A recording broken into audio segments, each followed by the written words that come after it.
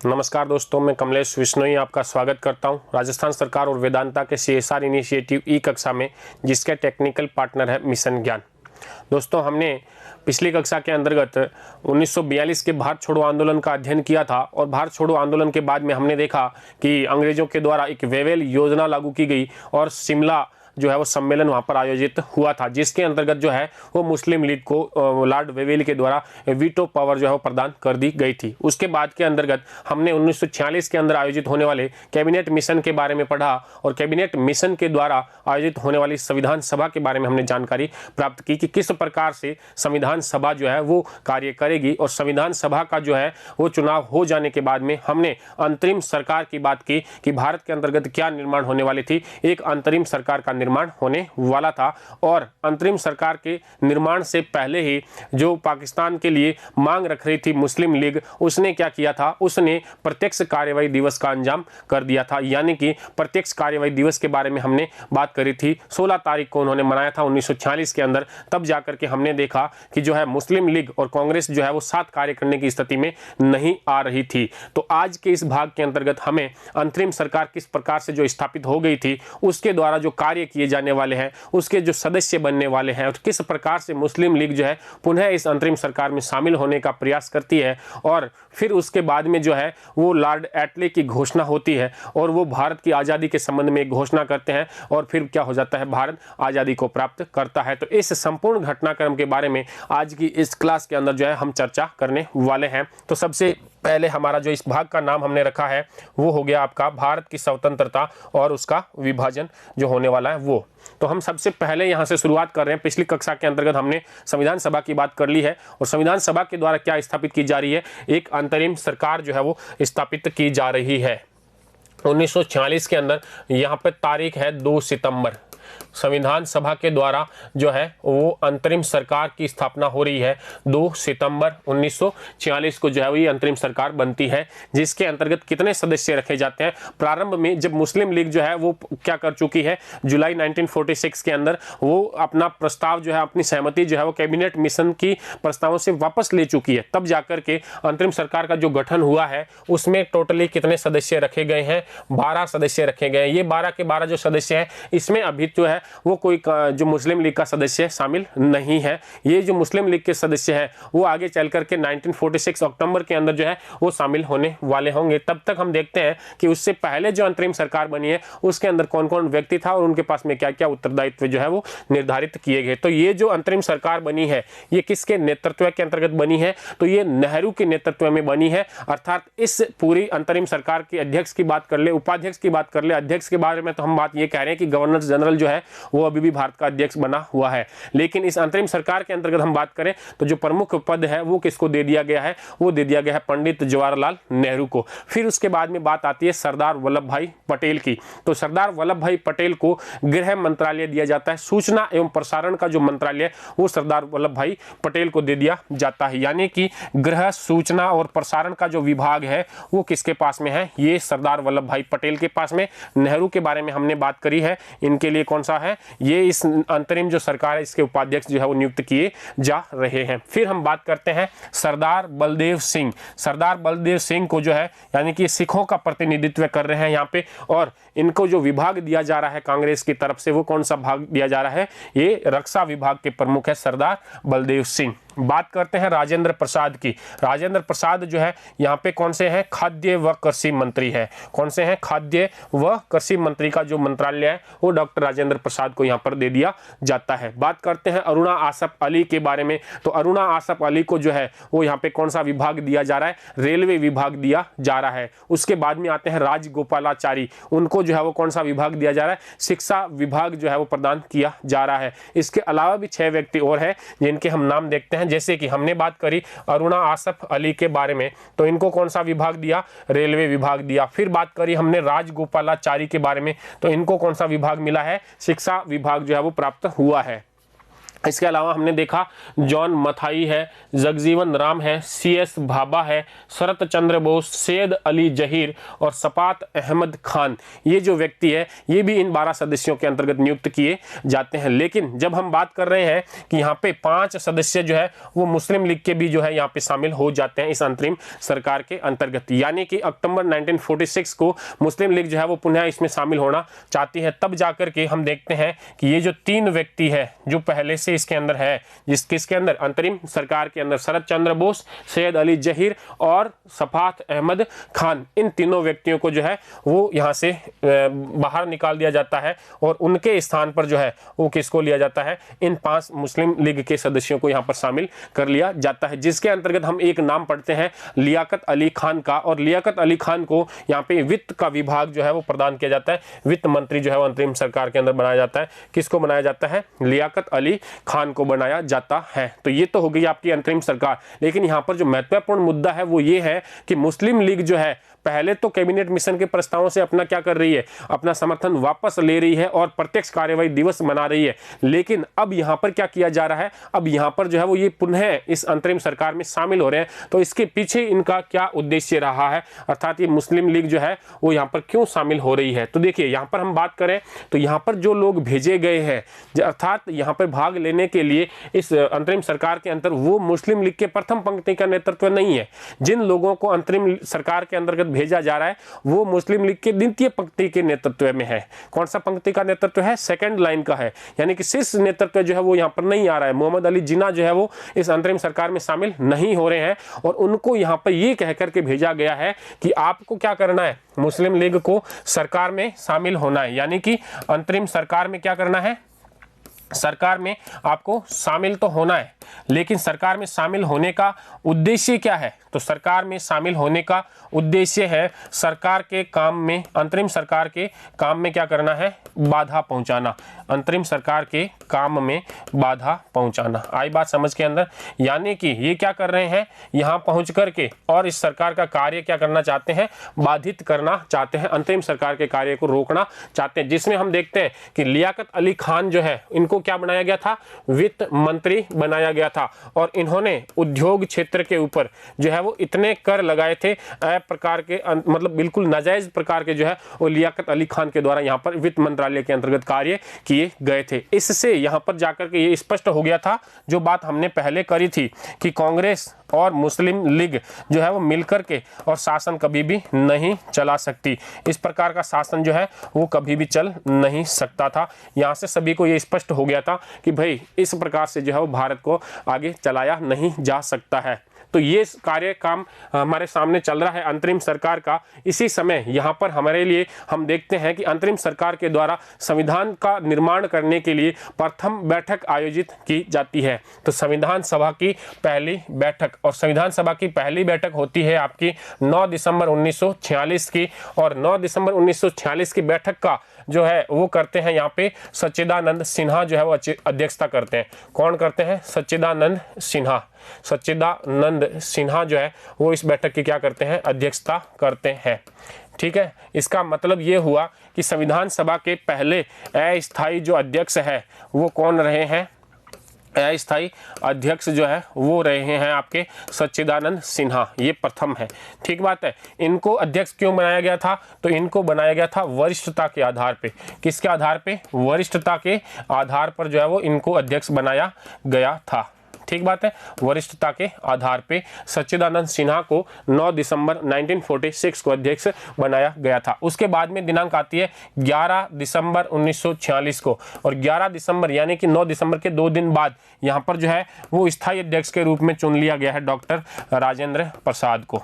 संविधान सभा के स्थायी अध्यक्ष के रूप में किसको चुन लिया गया है भाई, डॉक्टर राजेंद्र प्रसाद को, और इन्होंने जो है वो अपना कार्य यहाँ से प्रारंभ कर दिया है, भारतीय संविधान के निर्माण का कार्य। ठीक बात है। तो कुल मिलाकर के हमने बात करी कि संविधान सभा की जो अंतरिम सरकार चुनी गई उसके अंतर्गत जो है वो संविधान सभा की क्या हुई है, प्रथम बैठक प्रारंभ हुई है 9 दिसंबर 1946 को। ठीक बात है। इसका जो है अस्थायी अध्यक्ष चुना गया सच्चिदानंद सिन्हा को अपनी वरिष्ठता के आधार, यानी कि उम्र में सबसे ज्यादा थे, इस आधार पर इनको क्या चुना गया, कांग्रेस की संविधान सभा का प्रथम अध्यक्ष चुना जाता है। उसके बाद में हम बात करते हैं 2 दिन बाद यानी कि 11 दिसंबर को क्या किया जाता है, स्थायी अध्यक्ष के रूप में जो है वो डॉक्टर राजेंद्र प्रसाद को चुन लिया जाता है। यहाँ पे संविधान सभा का काम तो चल ही रहा है, लेकिन साथ ही साथ जो है ब्रिटेन के अंदर यहाँ पर एक घोषणा प्रारंभ हो जाती है भारत के दृष्टिकोण से, जिसमें हम देखते हैं एटली की घोषणा। ये एटली कौन है, ये उस समय का ब्रिटिश प्रधानमंत्री है। कौन है, ब्रिटिश प्रधानमंत्री। हमने बात करी थी कि भारत की जो दुर्दशा हो रही है, यानी कि मुस्लिम लीग के द्वारा क्या प्रारंभ कर दिए गए, भारत के अंदर दंगे प्रारंभ कर दिए गए। 1946 के अंदर भारत के अंदर क्या हो गया है, सैनिक विद्रोह प्रारंभ हो गया है, यानी कि गतिरोध जो है वो अपनी चरम स्थिति में पहुंच चुका है भारत के अंदर। यानी कि अब भारत को जो है वो संभाल करके रख पाना बहुत ही बड़ा मुश्किल कार्य होने वाला है अंग्रेजों के लिए। तो इस प्रकार की दुर्दशा को देखते हुए ब्रिटिश सरकार के द्वारा यानी कि प्रधानमंत्री लॉर्ड एटली के द्वारा घोषणा की जाती है। किसकी घोषणा की जाती है, 2 चीजों की घोषणा करती है। पहला तो ये कहते हैं कि हम सत्ता का हस्तांतरण करने वाले हैं। क्या करने वाले हैं, सत्ता का हस्तांतरण जो है वो करने वाले हैं।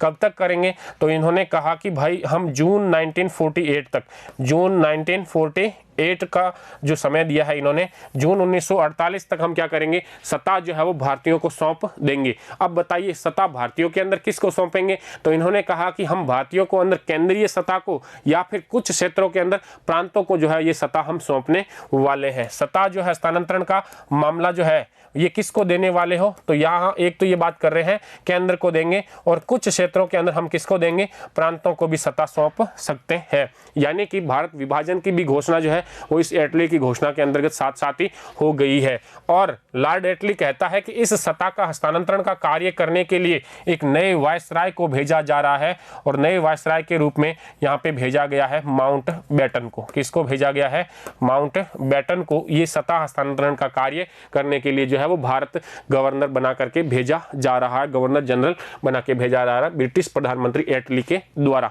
तो ठीक बात है। कुल मिलाकर के हमने देखा कि फरवरी 1946 के अंदर ब्रिटिश प्रधानमंत्री लॉर्ड एटली घोषणा करते हैं कि हम जून 1948 तक क्या कर लेंगे, भारत की सत्ता जो है भारतवासियों को सौंप देंगे। किसको सौंपेंगे, तो ये कहता है कि केंद्र को भी सौंपेंगे और कुछ जो है प्रांत जो है उनको भी हम सत्ता सौंपने का कार्य करने वाले हैं। इस सब का निर्धारण कि भाई क्या किया जाना है करने के लिए हम एक नए वायसराय की नियुक्ति कर रहे हैं, लॉर्ड माउंट बैटन की नियुक्ति कर रहे हैं। तो अब हम देखते हैं कि लॉर्ड माउंट बैटन भारत आते हैं, भारत आने के बाद में वो क्या कार्य करते हैं और कैसी योजना यहाँ पे हमारे सामने लेकर के आते हैं उसको देखते हैं। तो देखिए माउंट बैटन योजना के बारे में बात करें तो 3 जून 1947 को आई थी। कब आई थी, 3 जून 1947 को। लेकिन इससे पहले की अगर हम बात करते हैं तो यहाँ पर हमें देखने को मिलता है कि लॉर्ड माउंट बैटन जब भारत पहुंचे तो उसने भारत के विभिन्न राजनीतिक पक्षों के नेतृत्व के जो लोग हैं, प्रथम पंक्ति के जो लोग हैं, उनसे क्या किया, विचार विमर्श किया, उनसे मुलाकात करते हैं। जिसके अंतर्गत हम नाम देखते हैं, नेहरू से मुलाकात करते हैं, फिर पटेल से करते हैं, फिर मोहम्मद अली जिन्ना के साथ मुलाकात होती है इनकी,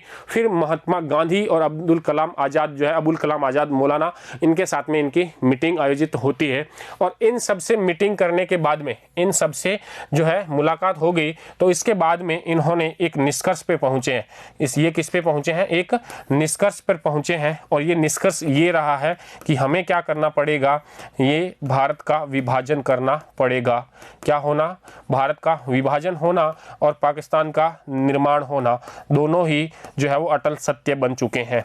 ठीक है, भारत का विभाजन और पाकिस्तान का निर्माण किए बिना जो है वो सत्ता का हस्तांतरण संभव नहीं है। इस अंतिम निष्कर्ष पर पहुंच जाते हैं कौन, लॉर्ड माउंट बैटन। ठीक बात है। अब जो लॉर्ड माउंट बैटन है इस निर्णय पर पहुंचते हैं, तो अब इस निर्णय के बारे में भारतीय नेतृत्व को भी इन्हें क्या करना पड़ेगा, अपने पक्ष में करना पड़ेगा। तब जाकर के माउंट बैटन जो है सबसे पहले नेहरू और पटेल को अपने पक्ष में लेते हैं। नेहरू और पटेल को क्या कर लेते हैं, इस विभाजन के पक्ष में बना लेते हैं।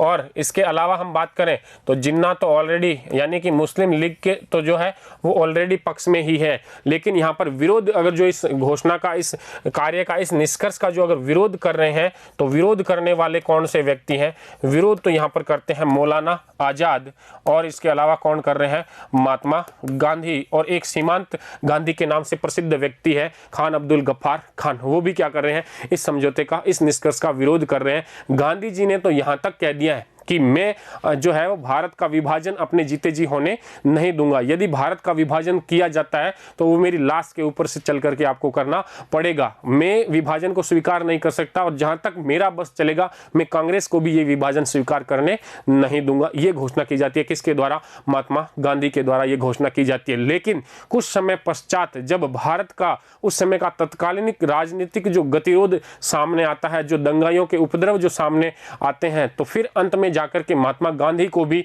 यह तथ्य मान लेना पड़ता है कि भारत का जो विभाजन है वो अब एक जो है शाश्वत सत्य बन चुका है और ये विभाजन ही जो है वो भारत की आज़ादी के लिए जरूरी हो गया है। तब जाकर के गांधी जी भी क्या करते हैं, इन चीज़ों का जो है, गांधी और आज़ाद भी धीरे धीरे इन चीज़ों के पक्ष में हो जाते हैं, मतलब समर्थन दे देते हैं कि विभाजन ही जो है वो अंतिम ऑप्शन है हमारे सामने। ठीक बात है। तो कुल मिलाकर के सभी पक्षों को माउंटबेटन ने क्या किया है, इस बात के लिए सहमत कर लिया है और अपना निर्णय जो है वो प्रूफ करवाने के लिए जाते हैं इंग्लैंड, और इंग्लैंड के अंदर जो है अपने निर्णय से वहां की सरकार को अवगत करवा करके भारत लौटते हैं। और भारत लौटते ही उन्होंने एक योजना प्रस्तुत करी है जिसको कहते हैं हम माउंटबेटन योजना, जो प्रस्तुत होती है 3 जून 1947 को, माउंटबेटन योजना। ठीक बात है।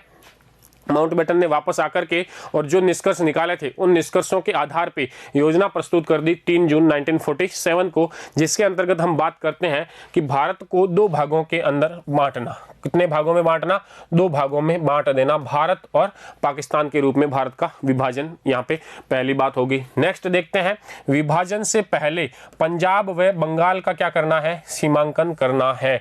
यानी कि इस विभाजन में ये भी तय कर लिया गया है कि भाई कौन सा भाग जो है वो पाकिस्तान रहेगा, कौन सा भाग जो है वो हिंदुस्तान रहने वाला है। इसमें यह भी कहा गया है कि जो पंजाब का भाग है और जो बंगाल का भाग है उसका पहले क्या करना पड़ेगा, विभाजन करना पड़ेगा। यानी कि विभाजन करने के लिए सर रेडक्लिफ की अध्यक्षता में एक आयोग नियुक्त किया गया है। किसकी अध्यक्षता में ये आयोग हुआ है, रेडक्लिफ की अध्यक्षता में एक आयोग आयोजित हुआ है, इसलिए इसको हम जो है वो रेडक्लिफ सीमा रेखा के भी नाम से जानते हैं। किसकी सीमा को, पाकिस्तान और भारत की जो सीमा है उसको रेडक्लिफ सीमा के नाम से हम जानते हैं, क्योंकि ये विभाजन इस आयोग के द्वारा किया गया था।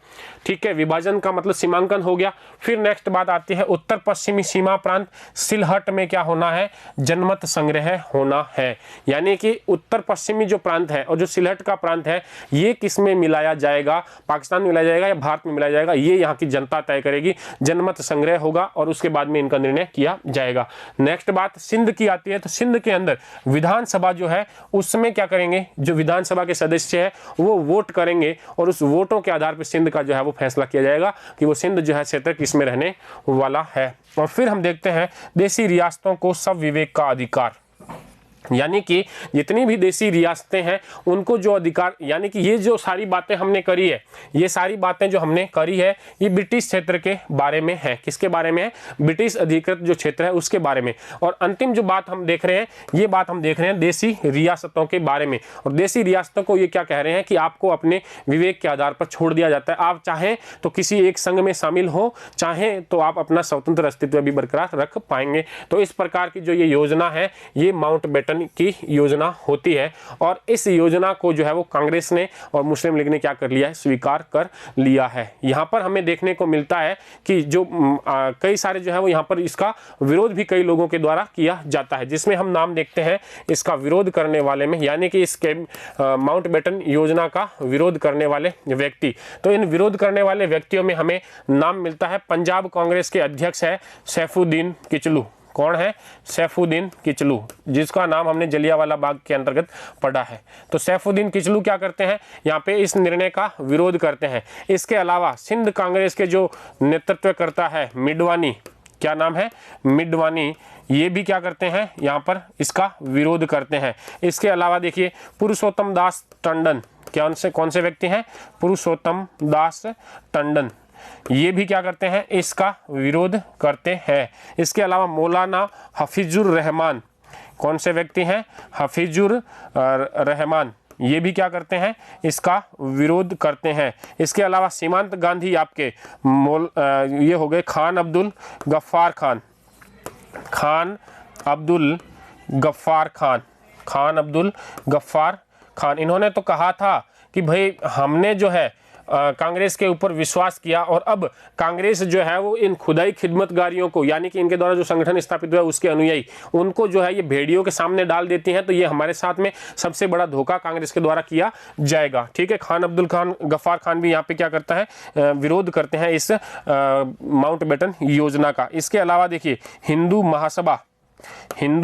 महासभा के द्वारा भी यहाँ पे क्या किया जाता है, इस विभाजन का विरोध किया जाता है। तो कुछ जो है हमने नाम लिखे हैं, इनके द्वारा क्या किया गया था, इस माउंटबेटन योजना का विरोध किया गया था। हालांकि ये जो माउंटबेटन योजना है, ये इसके बारे में मौलाना अबुल कलाम आज़ाद ने कहा है कि ये योजना सही नहीं है, लेकिन इसके अलावा हमारे पास और कोई विकल्प भी नहीं है। तो कुल मिलाकर के क्या हुआ है, इस माउंटबेटन की योजना को स्वीकार करना पड़ रहा है और माउंटबेटन की योजना के आधार पे ही अब जो है वो भारत के स्वतंत्रता के लिए एक विधेयक लागू होने वाला है, जिसका हम नाम लेते हैं भारतीय स्वतंत्रता अधिनियम। ये कब है, 4 जुलाई 1947 को ये ब्रिटिश संसद में जो है वो प्रस्ताव रखा गया। 4 जुलाई को क्या रखा गया है, प्रस्ताव रखा गया है ब्रिटिश संसद के अंतर्गत। ठीक बात है। और इस प्रस्ताव को जो है, इस पे सिग्नेचर हो गए हैं उनके सम्राट के हस्ताक्षर, ब्रिटिश सम्राट के जो है वो हस्ताक्षर हो जाते हैं 18 जुलाई को।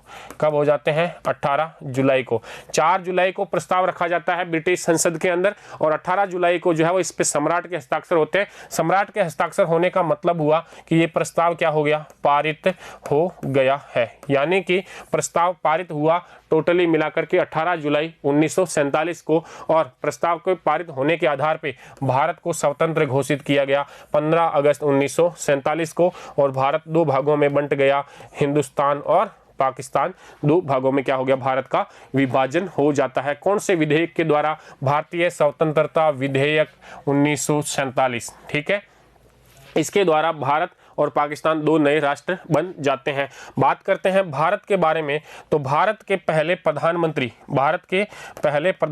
कौन बने, जवाहरलाल नेहरू बने। और बात करें गवर्नर जनरल की, तो भारत के पहले गवर्नर बन रहे हैं यही माउंटबेटन। स्वतंत्र भारत के ये प्रथम गवर्नर जनरल हो गए माउंटबेटन। और इनके बाद में यहाँ पे गवर्नर जनरल बनाया गया था सी राजगोपालाचारी को। किसको बनाया गया था, राजगोपालाचारी को जो है वो यहाँ पे गवर्नर बनाया गया था माउंटबेटन के बाद में। बात करें पाकिस्तान के बारे में, तो यहाँ पे प्रधानमंत्री बनाए गए हैं लियाकत अली खान को। किसको बनाया है, लियाकत अली खान को क्या बनाया गया है, प्रधानमंत्री बनाया गया पाकिस्तान के अंतर्गत। और बात करें गवर्नर जनरल की, तो वो बनाया गया है मोहम्मद अली जिन्ना को। तो गवर्नर जनरल किसको बनाया गया, जिन्ना को बनाया गया, और प्रधानमंत्री पाकिस्तान में किसको बनाया गया, लियाकत अली खान को जो है वो प्रधानमंत्री यहाँ पे बनाया जाता है। इसके अलावा भारत के अंदर बात करें, प्रथम प्रधानमंत्री पंडित जवाहरलाल नेहरू को बनाया गया, और गवर्नर जनरल किसको बनाया गया, लॉर्ड माउंटबेटन को बनाया गया। और लॉर्ड माउंटबेटन के बाद में यहाँ पे अंतिम कौन होते हैं, सी राजगोपालाचारी, या फिर ये कह दें कि ये प्रथम भारतीय गवर्नर जनरल है। सी राजगोपालाचारी क्या होंगे, एक तो हो गए, अंतिम हो गए, या फिर हम बात कर लें कि ये क्या है, प्रथम भी है। प्रथम कौन से हो गए, भारतीय गवर्नर हो गए। बात करें स्वतंत्र भारत के प्रथम गवर्नर जनरल कौन हो गए, तो फिर उनके बारे में नाम आ जाएगा लॉर्ड माउंटबेटन का। अंतिम अंग्रेज गवर्नर जनरल भारत के लिए कौन हो गए, तो वो उसके लिए नाम आ जाएगा लॉर्ड माउंटबेटन का। ठीक बात है। तो इस प्रकार से आज की कक्षा के अंतर्गत हमने जाना कि अंतरिम सरकार की स्थापना हुई, जिसमें विभिन्न विभागों का दायित्व अलग अलग व्यक्तियों को सौंपा गया, जिसमें जो है वो जुलाई 1946 से जो है अक्टूबर 1946 से क्या कर रही है, मुस्लिम लीग भी है वो इस अंतरिम सरकार में शामिल हो रही है, और उसका उद्देश्य है सरकार के अंतर्गत जो है वो गतिरोध पैदा करना। उसके बाद में हमने देखा लियाकत अली खान को यहाँ पे वित्त मंत्री बनाया गया था, और उन्होंने ऐसे कार्य किए कि यहाँ से ये स्पष्ट हो गया कि कांग्रेस और लीग मिलकर के जो है भारत का शासन नहीं चला सकते हैं। ऐसी स्थिति के अंदर ही जब भारत के अंदर बहुत ज्यादा दुर्दशा हो रही है, ऐसी स्थिति में ब्रिटेन के प्रधानमंत्री है लॉर्ड एटली, और लॉर्ड एटली के द्वारा क्या की जा रही है, घोषणा की जा रही है। हालांकि जो लेबर दल है, हम बात कर रहे थे कि चर्चिल जो है वो लेबर दल से परेशान था, लेबर दल का जो है वो प्रभाव ज्यादा बढ़ रहा था, और लेबर दल ने अपने घोषणा पत्र के अंदर भी लिखा था कि हम भारत के बारे में क्या करेंगे, कोई समझौता या हल निकालने का प्रयास जो है वो यहाँ पे करने वाले हैं, और उन्होंने हल के रूप में भारत को आजाद करने का जो है वो यहाँ पे घोषणा कर दी है, जो एटली की घोषणा कहलाती है। एटली ने घोषणा के अंदर कहा कि हम सत्ता का क्या करेंगे, जून 1948 तक हस्तांतरण कर देंगे, और इस रूप में सत्ता का हस्तांतरण हम केंद्र को भी करेंगे और कुछ प्रांतों के अंदर भी हम सत्ता का हस्तांतरण करने वाले हैं। और इन सब कार्य को करने के लिए उन्होंने लॉर्ड माउंटबेटन बेटन को क्या किया है, वायसराय बना करके भारत भेजा है। ठीक बात है।